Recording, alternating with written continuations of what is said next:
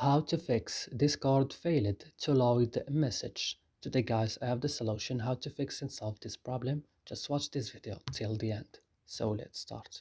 So first you have to go and open the settings of your phone.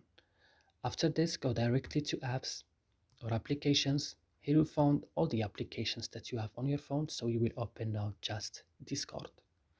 On Discord, go to storage option and now go to clear data.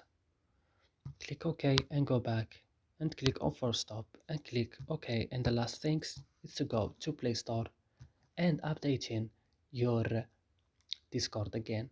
And that's it guys, I hope this video is helpful for you. Don't forget to like and subscribe in our channel, and see you in another video.